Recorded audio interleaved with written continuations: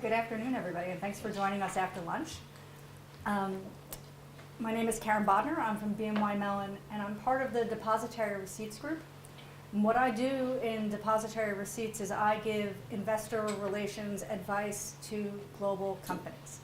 We have a whole team of 8 people that do that, and one of the things that came out of the advice that we've been giving to companies is this study. So that's why we're talking about it today. So I spent a year or so in 2015 to 2016 going around the world and talking to companies, and a lot of the questions I would get was, you know, I'm getting all these surveys from companies that look for ESG information, and I don't know what I need to answer and why I need to answer it, and if anybody really cares. So what we decided to do was to do a survey. We do a lot of surveys.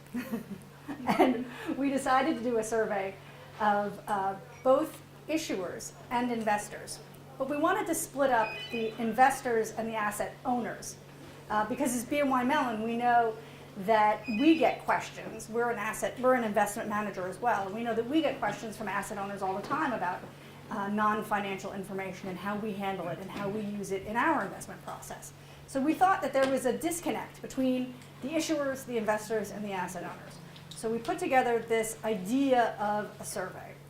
And then we went looking for an academic, somebody who would be independent and neutral, not somebody who had a point of view about ESG or whether or not it should be used in investment decision making.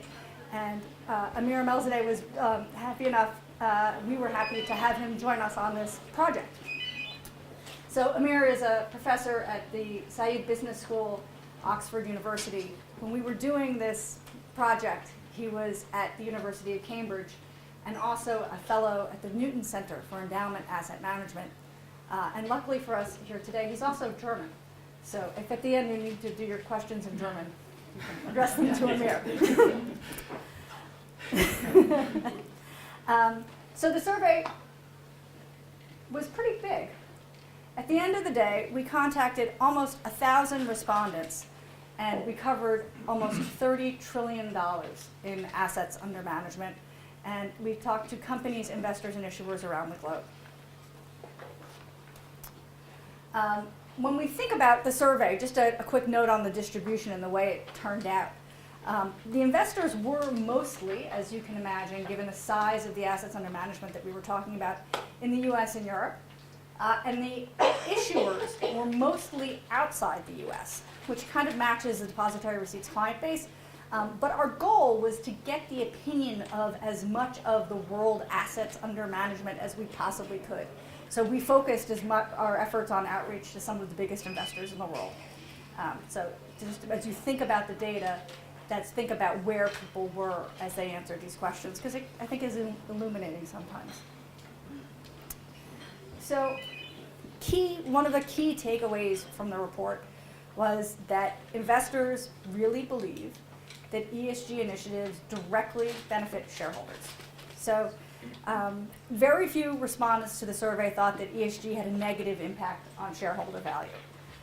And this is maybe a change from some older thinking. There was a recent news article by Cliff Asness, an institutional investor from AQR. They're a hedge fund. And Cliff said that ESG may help the world, but it won't help your portfolio. He thinks that worse performance is a trade-off for the screening strategies that attempt to affect change in how companies do business. But that's clearly not the belief of the investors we surveyed, if you look at this slide. So our investors who we surveyed fall more in line with the CIO of CalSTRS. CalSTRS, as you know, is one of the biggest investors in the world, Chris Ailman. And he said that using ESG strategies, or the idea of trying to use divestment as a way to change company behavior, was an 80s strategy. He uses ESG in terms of long-term portfolio management. He's thinking, is this a company I want to be invested in the next 20 years? Is this a company that's going to be in business in the next 50 years? When he's thinking about climate change, that's how he's thinking about it. So I think our investors were generally more in line with CalSTRS than with AQR. We asked about how investors and issuers thought about these risks. So, do you use ESG information? Then how do you use ESG information? And then why do you use ESG information? In this case, what we found was that investors are looking at a systemic or portfolio-based approach. This is how. It may be a difference in the mandates between the investors and the issuers.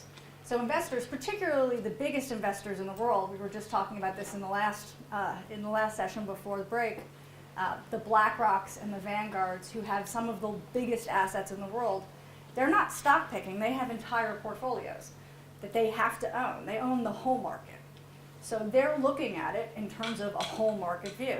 Whereas an issuer, when they're looking at risks, say climate change, they have to look at their company. They're not thinking about the whole market or the whole city or the whole country. They're thinking about what they can impact and affect. So you can see that it leads to some differences in between how the investors and the issuers are balancing these factors as they look at them. So one I would point out here is political and consumer pressure. So here, investors much more than issuers think that ESG factors reveals increasing consumer, employee, public, or political pressure on the company. So that's one way that a portfolio view from the investors is different than the political view from the personal view of the issuers. But it's also interesting here in Europe, where the stewardship codes demand that investors are looking at these issuers and thinking about it slightly differently in the US. In the US, they're not necessarily thinking of things the same way.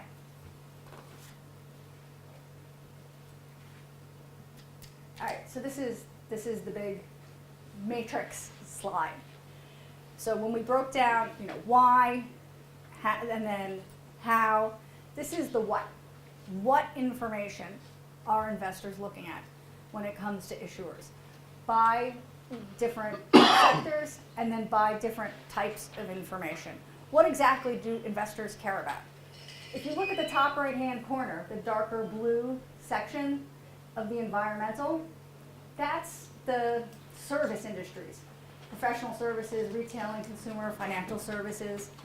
And investors care less about those things for environmental factors than they do for the extractive industries. This makes sense. It's not, this is not rocket science, and we didn't break any new ground there. The other thing that makes sense, and we know that you were talking about with your investors, is governance. The one thing that really came through across the board was that corporate governance mattered. Corporate governance across the board was one of the most important things for every issuer across every sector. So we thought that was, interesting and still relevant.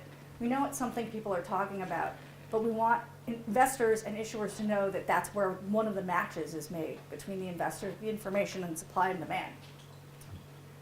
The other thing that's interesting, we thought, that was very high across the board was companies' employee policy and practices. After governance, it's employee policies and practices that was sort of the next big thing. So the takeaway here is investors are focused on where the key risks are for each business. It's not really news, but it does tell you that mostly what's not going on here is box checking. It's not like investors said, oh, I'm checking the CDP score for everybody. They're looking at companies on an individual basis and looking at risks for their portfolios. So how are investors integrating these strategies into their portfolios? So in this slide, we're looking at how investors think these ESG strategies will impact their portfolio going forward. So back to what Cliff Asmus said, does negative screening mean negative performance? Or does the inclusion of ESG strategies into their portfolios mean that those portfolios will do better in the future? What do investors think? So for these top three strategies, negative screening, engagement and active ownership, and full integration into individual valuation, these were the three biggest strategies that investors thought were going to grow in importance in the future. You can see for negative screening, though, that investors thought that this had a moderately negative effect on their portfolio. They think it's going to grow in importance in the future, but they think it's going to hurt their returns. It's a little contradictory. But for engagement and active ownership and full integration, investors thought that this was going to be at least moderately positive on their portfolios, and very few of them thought that it was going to have any negative effect at all. So we think that that's positive for the future. Investors think that this is going to help them. Talking about these issues is going to help them perform better. So this is just the methodology, who we spoke to. And I'm going to leave this slide up so that as we continue to talk about this, and I'm going to pass to Amir to talk a little bit more about the data and what he saw and how he looked at it was a little bit different than how we looked at it, because he took a look at it from an academic point of view and we looked at it from a business point of view. But I'm going to leave up the overview of the firms that responded so you can think of how this matches where you are and what businesses you're in. Yeah. Thank you, Karen. Good. I'll just pick up from here and give you a little bit more color on what Karen just presented. So, and I don't do many surveys, so I'm more on the empirical quantitative side. So we use large data sets. This is why we took a lot of time, essentially almost 2 years, to prepare the survey to ensure the integrity of the survey. And one thing that I think I need to emphasize here is, obviously, respondents on surveys are always those that are already positively inclined to the topic that surveys ask. But if we look at essentially the respondents' allocations to ESG, and so we did several cuts, and you could see that, of course, those that have specific allocations in so funds that are allocating according to ESG are obviously giving more positive answers. But even if we strip out those and just look at investors that have no ESG allocation at all, and that are passive as well, they are still, the majority essentially responded that they do care about these factors in some way or shape or form. So then we want to see, okay, but so why do they care about it? And then the next level is how do they, when they care about it, how do they actually take that information into account? In what way does it essentially affect their investment decisions, asset allocations, and strategies? So on the why, and this Karen has mentioned this, is essentially because the predominant answer was it's financially material, so it does affect their investment performance. But then the question is, why do they think it affects the financial performance of the firm and their investments? And here, this discrepancy, so this trade-off between the investors and the issuers, this was the stark, essentially opposite dichotomy here that came out, is that of course, from an issuer's perspective, you're thinking about your own firm. So you're thinking about non-financial factors such as environmental, social aspects, employee health, and so on. It's part of the company's strategy.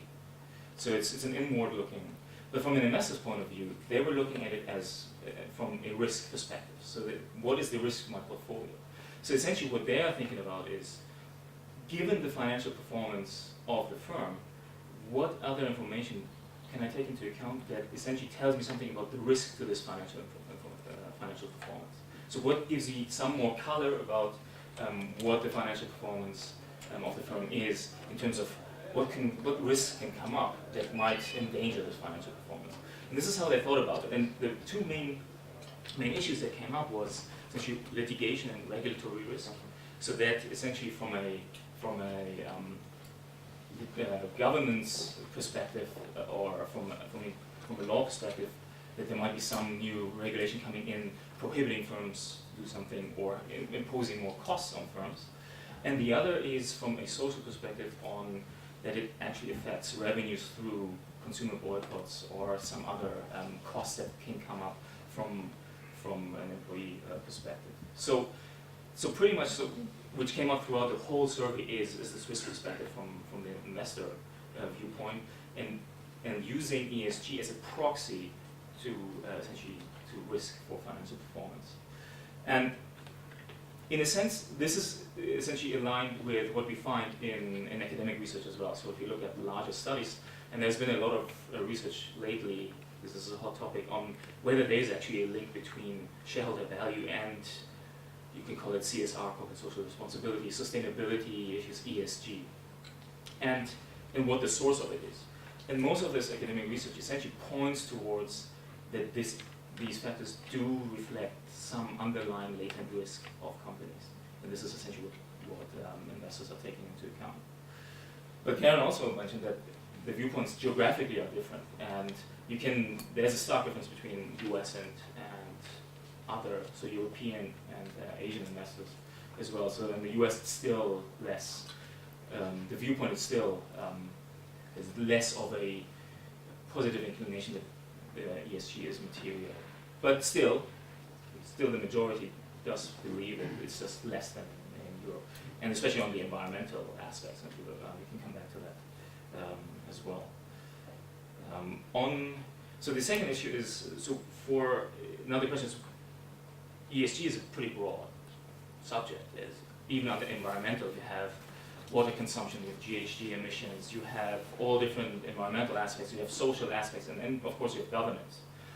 The governance issue is an interesting one, because we knew from 10 years ago that governance matters from a financial standpoint, and investors always focus on governance, and we can see that across the board governance does matter, and it's still important, and they said continues to be important. But interesting are these slight differences between environmental and social aspects, and what is important for different firms and different sectors.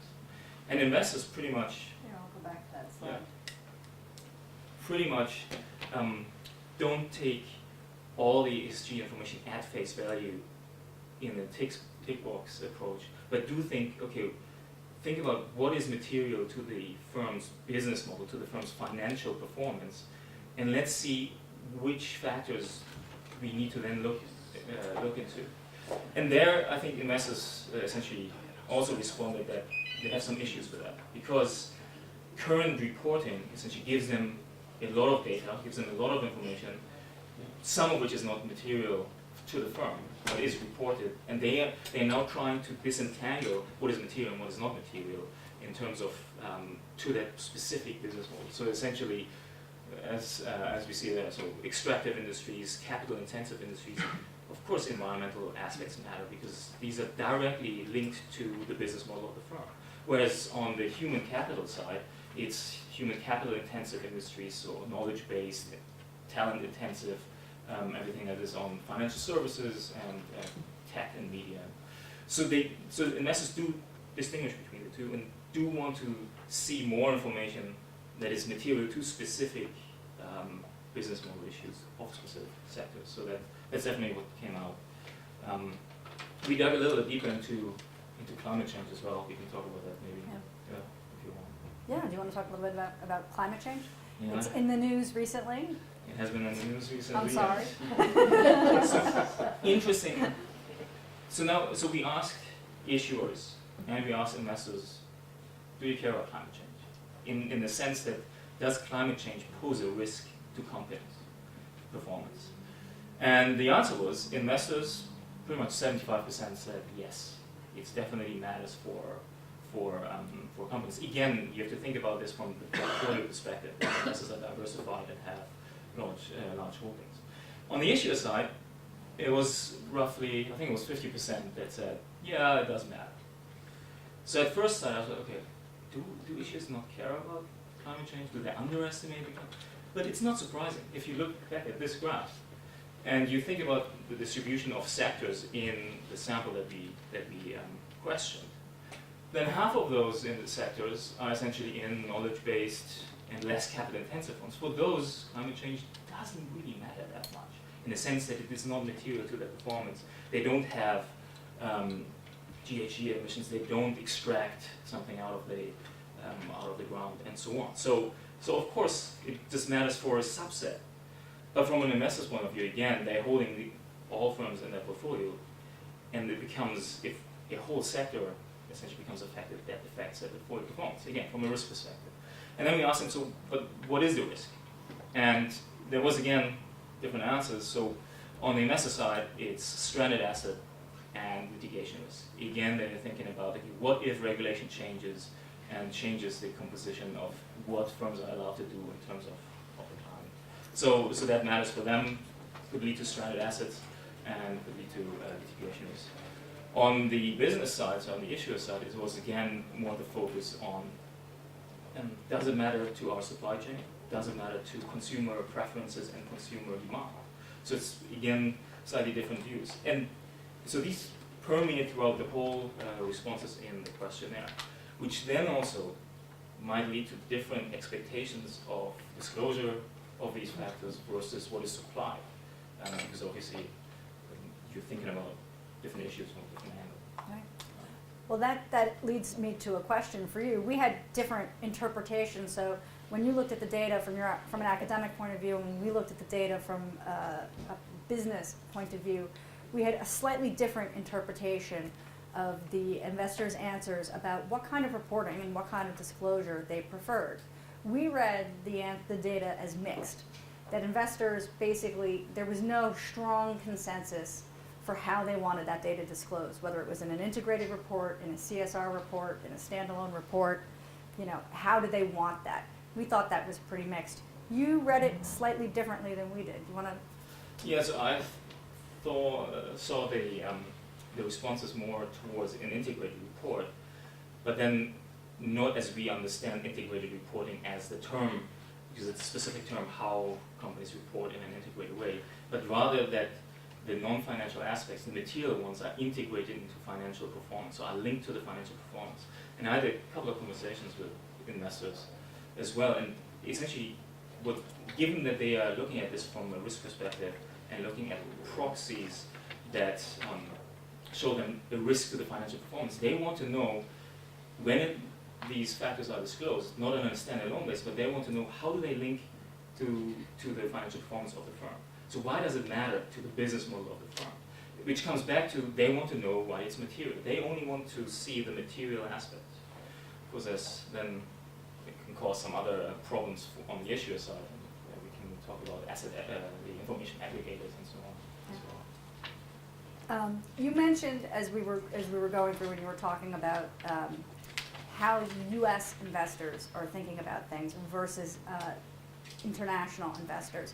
There was a specific difference, particularly when it came to U.S. asset owners and whether or not they used ESG data at all.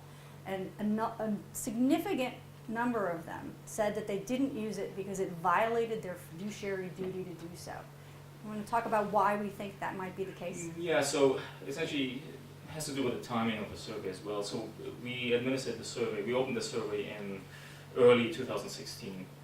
And so from February, I think, to April. Mm-hmm. And essentially, up to that point, up to December 2015, there was still this understanding in the US, essentially on the pension fund side, that taking ESG information into account would violate fiduciary duties because it doesn't, because investors need to think about it from a financial standpoint. But then there was this clarification of the Department of Labor in the US in December, so there was this ruling that essentially mentioned that investors can take ESG information into account if it makes a difference in terms of taking two similar companies, in terms of financial performance, if it is essentially a tiebreaker in a sense in distinguishing between the firms. So, but given that the survey was still close to December 2015, I think it takes some time for investors, for asset owners, for pension funds to essentially see what others are doing and to slowly dip their feet into this issue and to really think about taking ESG information into account on the asset owner side in the US. But we'll see this move more and more. It's definitely a difference in terms of how US investors see things versus how European investors see things. You know, the idea that the Department of Labor, which regulates all the pension funds, had told investors that they're not allowed, basically, or the interpretation was that they were not allowed to look at ESG factors, has really impacted that sort of segment of the population. I wanted to try to poll the room with a show of hands. If you guys feel that the questions you get from US investors are different than the ones from European investors. Show of hands? Anyone? You don't see the difference in questions? So you're thinking that things have moved along. the U.S. investors have sort of figured this out and started to ask the same kind of questions that international investors are asking. Yeah, good point. That's good. Good to hear. Amir, I'll ask you one more question, and then we'll turn to questions from the audience. We were talking before this, and I was pointing out, sort of as we were going through this, that it seems in a very simplistic way that when investors are putting their portfolios together, that they think of negative screening as having negative performance results and positive screening as having positive performance results. Is that too simplistic? To some extent. So the problem is, it comes back to essentially developments with data quality. So if investors want to take ESG information into account, they have different sources to go to. So one is sustainability reports. They can go to data aggregator that essentially take the information out of these reports, as you know, and put them in tabular form. Now, so far this information has been, at least from the investor's standpoint, been lacking in quality in the sense that it's not comparable often. It's because there's no standards around it. So they're complaining a little bit about the quality of the data. So what do you do if there's less data? The easiest way to essentially screen firms is to exclude based on certain industry allocations. So essentially tobacco and so on, sin stocks, for example, or so on. So that's the easiest way to be showing that, okay, you're taking this information into account. But we've moved away from that now. And essentially investors at least responded that the impact on performance of this negative screening is plus minus zero. So it's 0 to negative. It could be negative because you're essentially excluding some firms, so you're reducing diversification benefits. But given that more and more data essentially becomes available, and also issuers have been becoming more proactive in disclosing this information, investors are moving more towards integration and positive screening. And in a sense, meaning that they are, again, taking firms and screening them more positively on essentially issues, and then essentially trying to disentangle, so which firms are lacking on certain issues, which then tells me something about the risks. But also they're taking this information into account, which we have also seen, is more towards engagement with the firms. So instead of, essentially the policies have changed, as Karen said, instead of saying, well, I'm just diversifying and I'm divesting my investment, it's now moving more towards I'm engaging actively to change firms' behavior on specific issues in ESG, which then will lead to an impact on performance.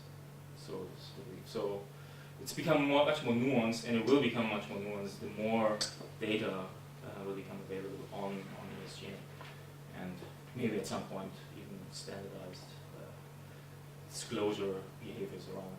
Well, one more question. Maybe do you think that the lack of standardization, that was one of the things that investors said was a difficulty for them, was lack of comparability and lack of standardization. Do you think that that drives the engagement?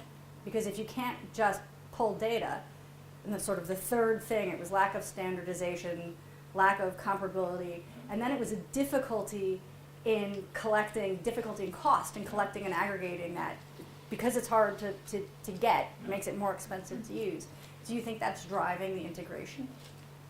To some extent, yes. Because so what we saw is investors like quantitative data. They like to get data with which they can essentially calculate something in terms of measuring something. Because as soon as they can measure it, they can manage it to some extent. Or that's the belief.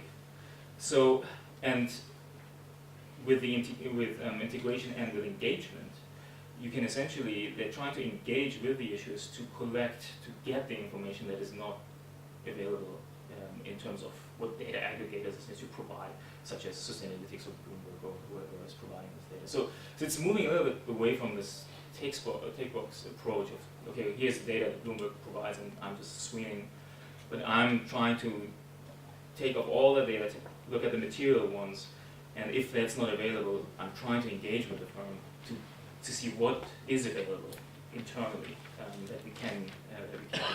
So I would be expecting more on that front. And we have seen, if you look, we have looked at, or colleagues actually have looked at investor activism over time on ESG issues, and it has essentially gone up exponentially. And this it comes back to exactly what we found. I'll pause there and take questions from the audience. I have one question, if I may. Thank you. So a related topic would be some work that was done by Towers Watson back in 2014, where essentially there was a conclusion that asset owners should be focusing more on beta than alpha. And that, I think, is really the start of a lot of this, is looking at, if you're passive and you've got to own this company forever, then you might as well try and engage with the company management to improve performance, and that's how you improve performance of the market over time. So that has, I think, been a key piece of work that's driven a lot of this sort of active engagement from big passive guys. My question would be, I can see that people believe this is going to affect performance, but if you backtest the data from 2016, 15, 14, since these things started emerging, can you actually demonstrate in any way that this has actually made a contribution to financial performance? So there's academics have tried, right? So there's a lot of people that have tried, and so there's a couple of issues with being able to essentially attribute performance directly to these factors, because there's a lot of unobserved factors that can essentially affect performance. But there are some recent studies, again recently, have come up with clever research designs to essentially disentangle it. And it does look like governance definitely has an effect on performance, but it also seems like environmental aspects do have an effect. So there's, in specific, one study comes to mind which had a clever design that essentially could disentangle these issues and look specifically at environmental issues.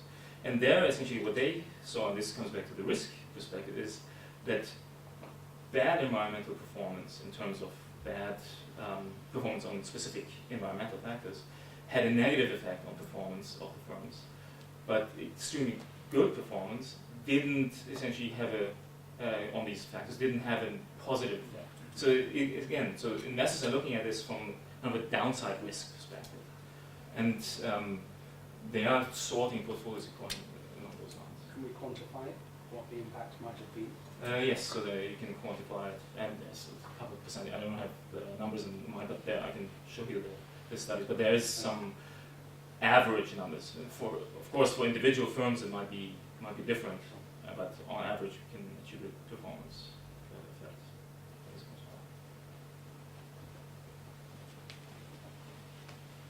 Thank you. So my question builds on from that a little bit, or at least the answer to it, which is whether you have a view in terms of how companies should be reporting and communicating this stuff to investors. Now, what's behind that question is I'm a managing director of a business called Quantifier. We conduct a lot of high-volume perception research for issuers, speaking to the investor community, and occasionally we include some of this sort of content in the work that we do. And, to be honest, I'm sometimes a little bit depressed about the answers that come back in terms of the extent to which a bulk of investors prioritise sort of ESG content or communication as being an important part of the makeup for the investment case for the business. So my question would be, how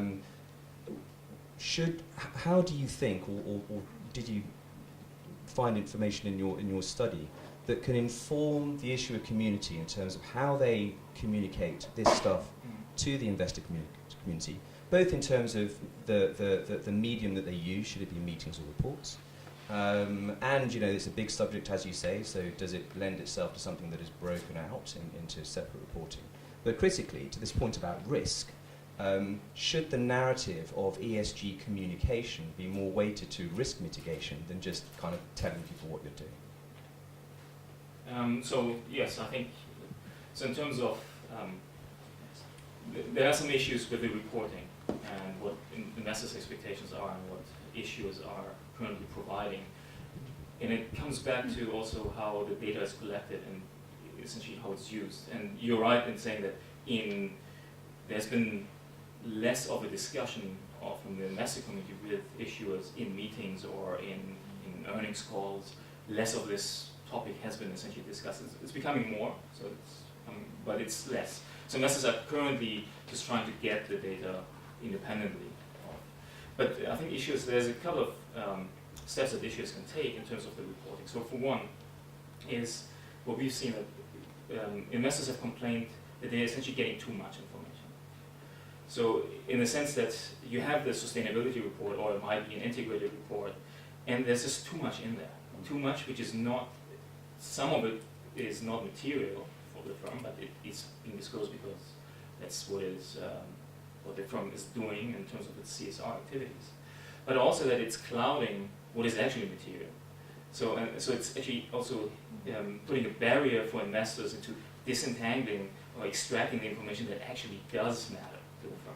So one way, essentially, to alleviate this, and I talk about the risk of doing this, is essentially to focus on, so really understand what is material to the issuer in terms of the business model, what non-financial aspects are material, and link those to the financials. And in a sense, also speaking of risk mitigation, so that would, because that's how the investors are looking at it. Of course, issuers or companies don't want to talk about risk, because there's an issue that you raise risk, then investors might become aware, and so on. But I think there is a case to be made to be proactively discussing this issue, because otherwise the investors will dig into the details to uncover those risks themselves and might be misinterpreting. So there's actually a case that an active engagement disclosure policy on this is fruitful. Now the issue is that what I've heard from issuers is, of course, there's the data aggregators are collecting on all these aspects. So you're now essentially getting a score on sustainability based on what you're disclosing. So if you now were to concentrate on disclosures just to what is material, so you're leaving out everything else, then Sustainalytics or whoever comes out and says, okay, your score is low because you're not disclosing all this. So there's this, and this we have to solve, because they are essentially following a static rule, okay, what is being disclosed, and they follow this tick box approach. But investors don't really want that, and that's, I think we need to work towards that. I think that also ties in with another one of the questions that we asked. Very simply, we asked investors, do you want information more often than the regular reporting cycle?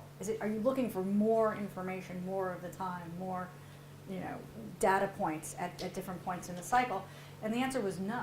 Investors said, we want this information with the regular reports. So I think that, Amir, what you were talking about in terms of tying it to the financial disclosure and making it meaningful is I think where that comes together. Because it wasn't a matter of, yes, we want you to keep talking about this every month and talk about it with all the quarterly reports. It was, with your annual reporting cycle is fine. More questions? No? Well, I'm gonna had quite a few other slides or other charts and graphs and data points that we put in our report, and it's on adrbnymellon.com. So you can, or we have them here in the front of the room. So please enjoy. But I also wanted to mention that Amir's research, which includes many more data points than our report does, is on SSRN, Social Science Research Network. And it's actually, the link is printed on the back of the report, so you can, and it's linked on our site as well. I can send it to whoever wants. Whoever wants it. Send it to you as well. Thank you all for coming.